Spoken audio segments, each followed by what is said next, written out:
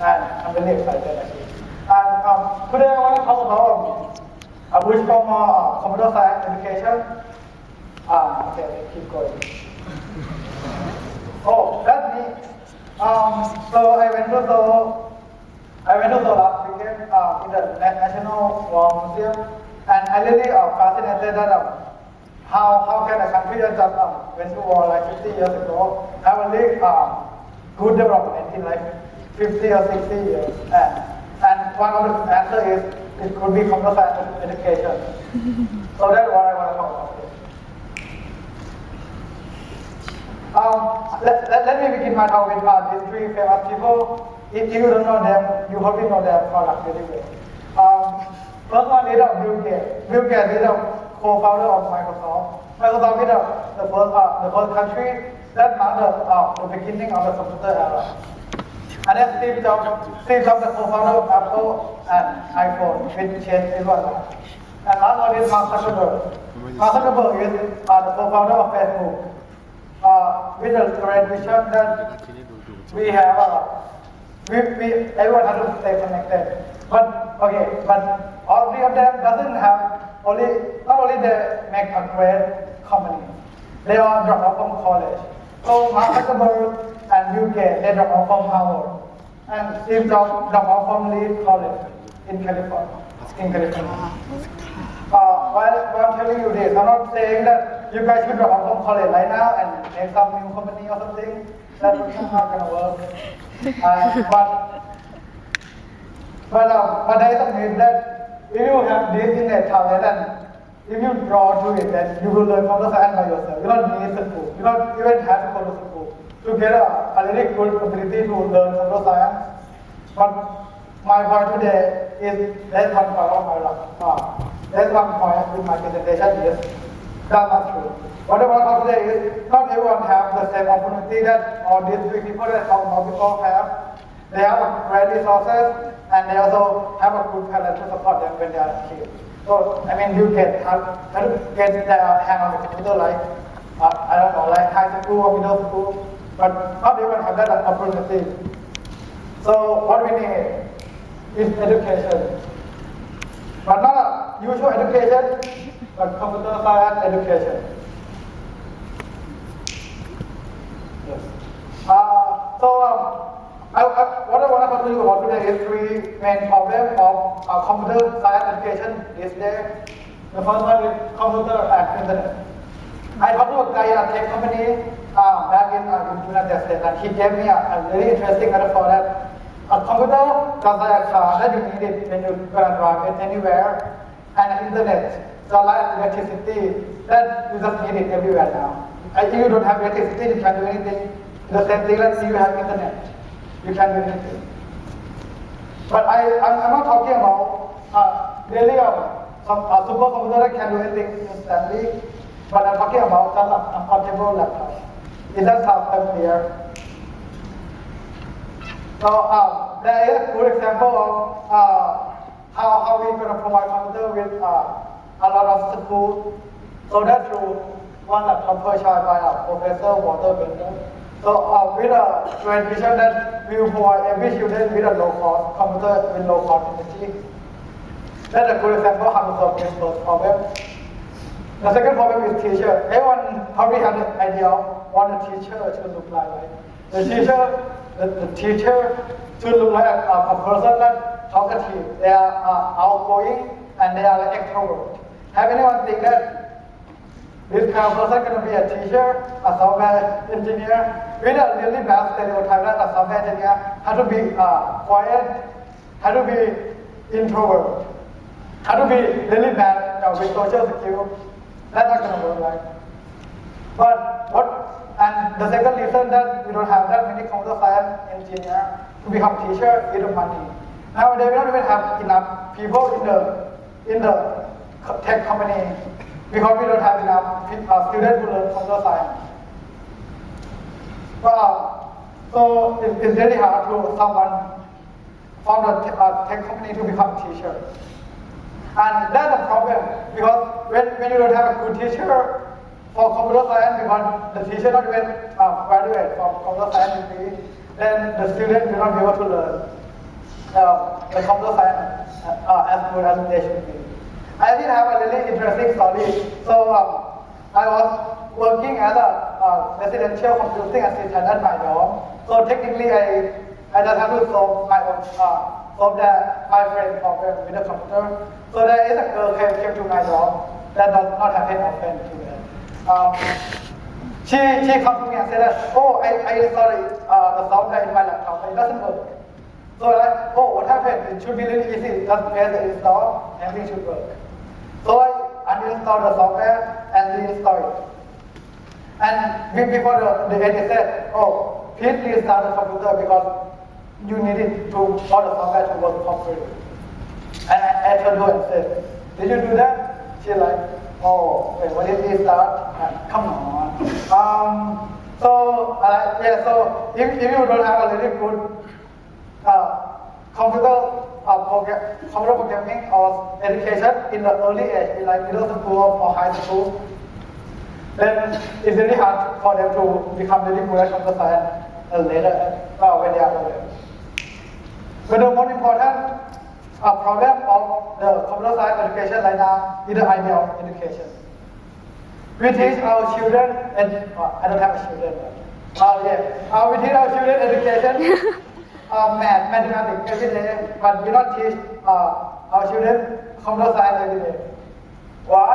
Because we think mathematics is better than computer science. But in fact, some people can say that the computer science is even better than mathematics because we need it for everything. We need it for biology, we need it for physics, and we need it for everything else. But when we talk about education, we have to understand that the idea of education, of public education, started in the 19th century when with the idea of the industrial revolution, because we need, so at that time we need the certain type of person, the kind of person that can do work in the factory, or the person that can do math very fast. But here now in the 21st century, more than 100 years, but we still have the same idea of what the education should be like 100 years ago. So that's the main problem with our education right now. But I have to admit that the idea of education is very hard to fix. Why? Because we're supposed we're supposed to teach our children what they're gonna work, but they're gonna go to work 10 years later from now. But we don't even know what the work will be like in 5 years. So how are we supposed to teach our kids? Because but some people could not even know that the work gonna still exist in 5 years or 5 years from now. So it's really hard. So the idea of education is really hard. So I want to provide you with a solution of what I will have. The easy solution is that correspond to the main theme of this idea, which is we need more communication between the tech company and the society or the education part. Because the tech company needs to tell the education what they need, what are you looking for, so the school can make that kind of person. That's all. That might be an easy answer, but if you think about it, you have to really think what it means to be a public education. What is the definition of public education, and how are we going to get it? I want to end my story with a little story about Israel. Israel is a really small country in the Middle East. With a population only 7.7 million, but we call it a startup nation. Why? Because Israel have the second most number of startups in the world, just behind United States. So that means, of course, they have to be the most number of startups in the world per capita, because United States have way more population in Israel. And I want to give you an example of what the startup looks like in Israel. So Waze, anyone have Waze? Waze is a mobile app that recognized to be a competition for Google Maps. if you think that Google Maps gonna be the real challenge, gonna be the monopoly for the map application, then Waze gonna be the real competition. So that's what Waze looks like on the iPhone or on the Android. But the funny part is, earlier this year, in the January, there started to be a competition that tried to buy Waze. Both Facebook, Google, and Apple, they try to buy Waze because they think that Waze is the most valuable thing that they should have right now. And yes, so Waze actually joined Google just like a couple months ago. With the complete acquisition of Google for $1.3 billion. That's a lot of money for that a tiny little startup company in a tiny country in the Middle East. But that's not the end of the story. Instead that nothing technical will change in this company, so that means the company will stay in Israel. So that will give a positive impact for the country Israel itself, and it will continue to inspire thousands or millions of people in Israel to start making their own startup so that they can make more money. So I want to end with the first three people that I talked about. The next one might be one of us right here, right now in this room. But we have to admit that our computer science education right now is broken. And what we need to do is to fix it. And we will have the next Steve Jobs in this room. Thank you. Thank you for your presentation, Taweewat. It was impression idea to make computer science mandatory for every child. While you were presenting, I was wondering why you choose this topic, even though I already said your major is physics. Okay, so even though I'm major in physics, I'm really interested in computer science education. So I work with a computer science, with a elementary school in the US. And then so I saw a teacher in that elementary school, and they don't really know how to use computer. So that's why there must be some problem with this school. Not this school in general actually, but all schools in general.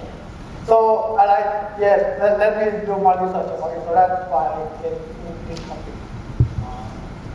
Yes, and as a solution to the problem mentioned, you introduced a program called Waze. Yes, and this application was bought by Google. What is Google doing this?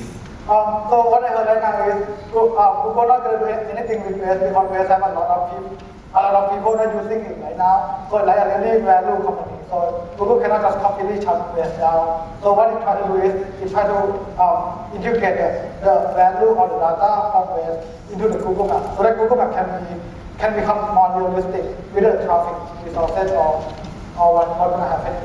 And that's what Google Map can go from. So Waze change Google Map? Yeah, something. Realistic? Realistic, yes. Thank you very much. Thank you.